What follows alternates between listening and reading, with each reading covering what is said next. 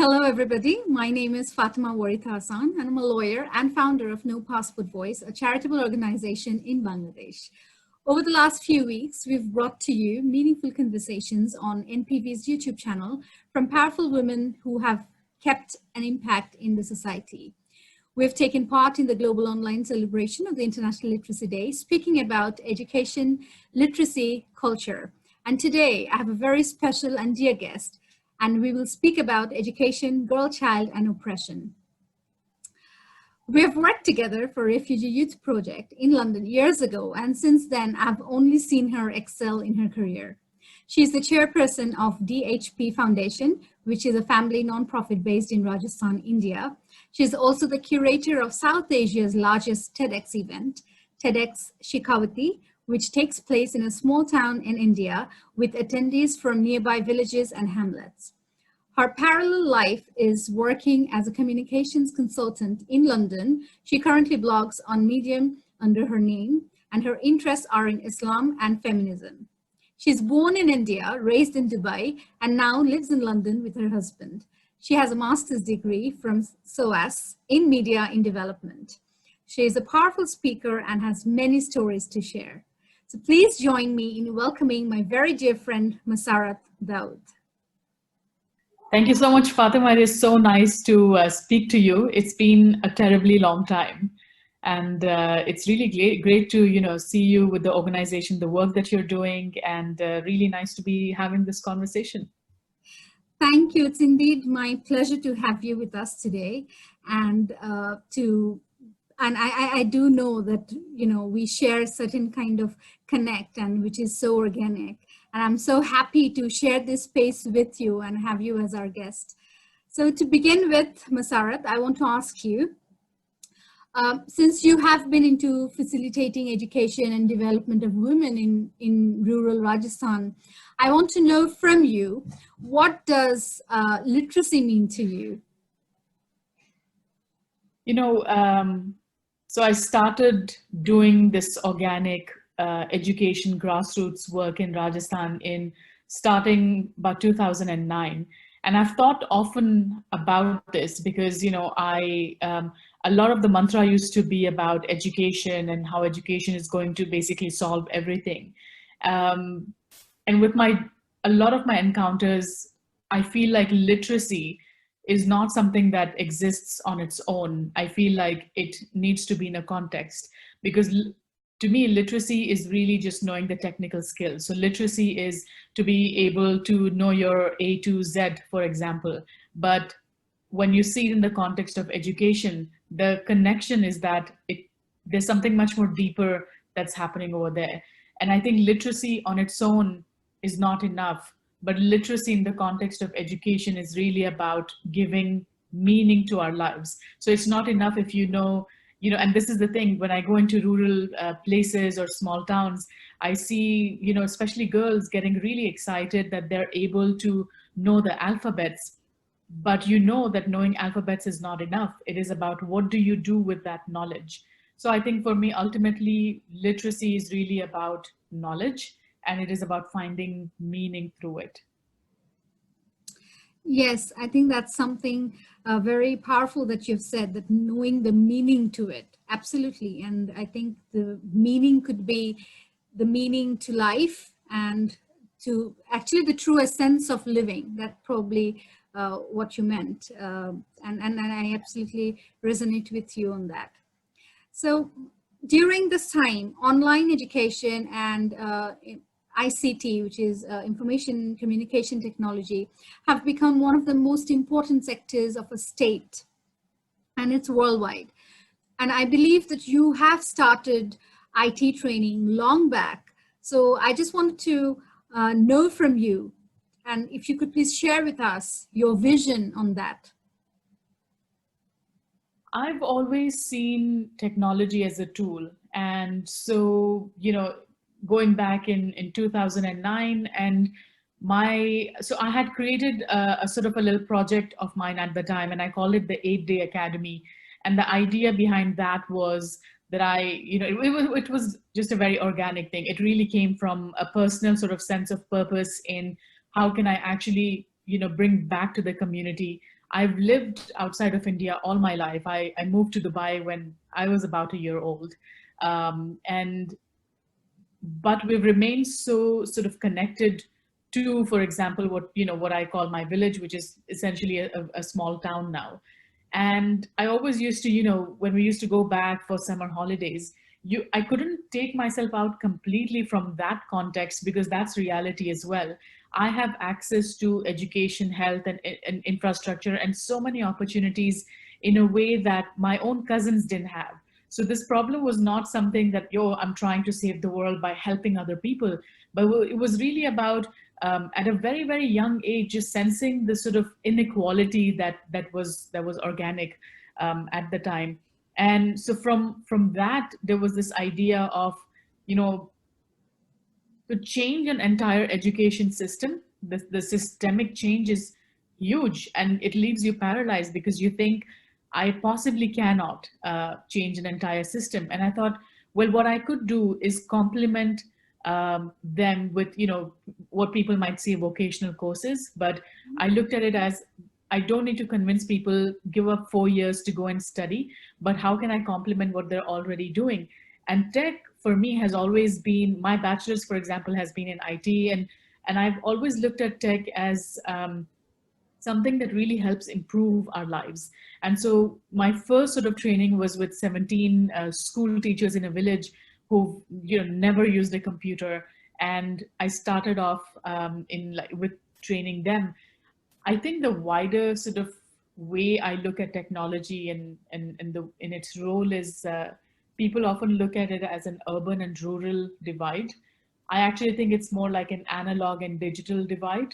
And I think that, there's a way things are moving right now that you have to be digitally savvy. And it's not because it's become a more basic requirement for how we exist. For example, I was speaking to a relative of mine in the village last month, and we were talking about this whole Corona stuff.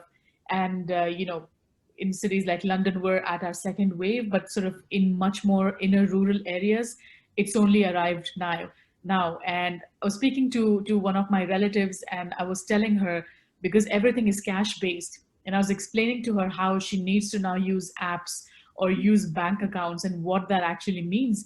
And all of a sudden, for example, even in places like Dubai, you suddenly find with Corona, when people in shops are refusing to take cash, everything has become digitized. And if you don't get on that digital sort of digitization trail almost, you are missing out on some very basic things in life.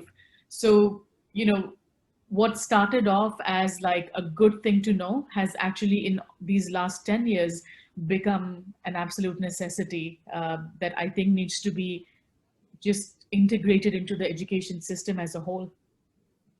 Yes, and I think this time during this global pandemic situation, this has become the most important sector, like the information technology.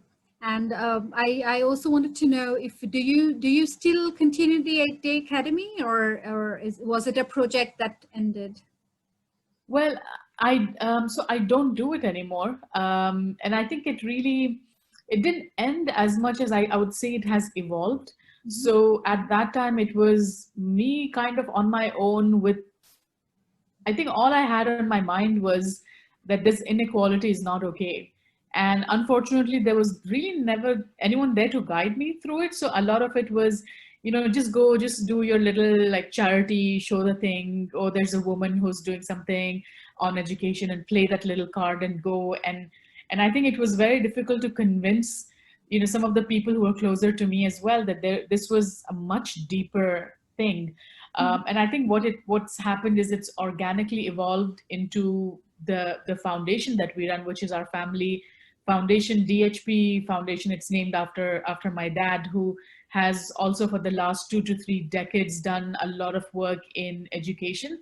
A lot of his work is more to do with sort of investments in building infrastructure, scholarships, and that kind of work. And yeah, I think that's basically, I think it's just grown into a lot more mentorship work, and a lot of that mentorship is towards girls who, for the first time in their families are getting an education. So there's no one ever, no other female members in their family who've been getting an education. So I think it's evolved, but I'm not doing the 8-day academy these days. I'd love to revive it, but yeah, not right now. That's absolutely lovely. I think the concept of it is really, really, applaudable. And I think this is how you bring change in the society. And as you speak about girls, I want to know from you the world perspective of a girl child. So do you think there's a difference in mindset of a South Asian family or Middle Eastern family and a European family with regards to a girl child? And I say this because you have lived and worked both in the Middle East and the UK, and your parents root from India. And hence, I think you can give us a more well-formed opinion on this. Just if you hear pitter patter, it's just London rain, and so that's the disclaimer. I think I miss the rain. We've been having it for 10 days, so I think to your point, I would say roots are a really interesting, fascinating thing. And I remember reading this as a book, but I think it's a Chinese proverb that says that falling leaves return to their roots. And the idea of roots in sort of this diasporic community is really interesting, because I feel in some communities it's almost becomes like traveling through a time machine, that they kind of get stuck with certain values and things that came from the home countries when they moved in their 60s and 70s and so on. So we hold on to so much in the name of culture. I think, living in Dubai for sure gave me so many opportunities. For example, my education was a normal thing. It was just completely normal for me to go to school. In fact, if I didn't go to school, that would have been a weird thing. And that's a very small, basic thing. But for example, with my cousins in India, it was not the same thing. Cousins and lots of girls, actually, not just in my village, but I think throughout India. And you see that even now. And so there are definitely a lot of opportunities that came through, in living in Dubai and now also being in London. But I think, I think this problem, which is why we need feminism. And, again, this is another kind of a Pandora's box of what feminism is and how differently people understand it. But I think this is why we need feminism, because I think there are just so many things that we struggle with being girls, being women, because, what is, and I'll speak for myself, what is the earliest memory? As a girl, it's always about, you're always told what not to do and who not to become. And I have one brother, and even if I look at my cousin brothers, for example, I know that they did not get so much of the don't education as we sort of get, in a very organic kind of a way. It just seems like a very natural thing. And I feel like we spend so many years of our lives with this sort of a baggage, until I feel like there's something that clicks when we're in our 30s, where you decide that actually I don't have to bear this baggage anymore. And I think the issues are very different in terms of wherever you go. There are obviously a lot of problems here in safety towards women, for example. And as we see in India, literally yesterday has been, the whole gang rape in UP and all the outrage against it. And the problems are there, but I think it's just never been an easy thing to be a woman. And I don't think it's completely easy anywhere, but I think each place brings something different to the table, which I appreciate, I value, and some of the things I choose to get out of them. So whether they're cultural restrictions, I kind of choose to, I think the one thing maybe I can say, my biggest learning as a girl, I would say, is and I don't know when this happened, but I feel from an early age, I just knew that I was never going to be good enough, that everything I will do or say or want to do will be criticized. And what I did in my head was I tweaked that voice of, other people, log kya kahenge, you can, what will people say? I just tweaked that voice into telling myself that that's a bully's voice. So the minute you sort of change that dynamic, you put a label on it and say that's a bully, I just switch off. So over the years, my mother would probably say I was a rebellious teenage kid. Um, I just really listened to myself, and I did not value other people who made me feel smaller. I just never listened to those voices, and I think there's something about this training of being a girl in a patriarchal society, moving into different circles, and just realizing all the bullshit is the same, just comes in different bottles, really. Um, and I think, yeah, I think that is maybe the experience of the girl child for sure. And I just want to add something on this. And I think this struggle, or not really struggle, this whole mindset actually belongs everywhere. Because I know for a fact that when I was living in London, especially when I was going to SOAS, and SOAS is a place where I've actually met the whole world, like people from different parts of the world, be it from African countries or European countries. And there was always a common topic of, this whole gender inequality in society. And oftentimes I've noticed, even I come from a very liberal family, and my father's been really supportive. Not really supportive, it was no other way. That was his mindset. He never really differentiated between a girl and a boy. And we are, as you know, I have the oldest brother, and then we 3 sisters. And we have never been raised in any different way because we were girls. This whole social differences, I never thought about the issues from, until a certain point of my time. And then of course when I grew up, I saw things differently, and definitely kind of became the person that I probably wanted to be. And that's exactly how things have changed, because I was living in London for a very long time. And coming from Bangladesh and going to London at a young age, things were very different there.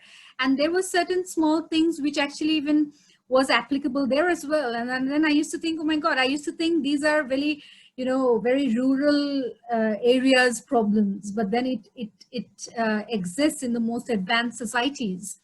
And that exactly is the hypocrisy of the society. And it's pretty sad. And I think everywhere, every time, whoever gets a chance, everybody which should be, keep talking about these things, because it's reality. And there's nothing called, oh, it's enough said. Because I see a lot of people now find themselves very cool in saying that, oh yeah, gender equality, it's enough said, nothing's going to happen.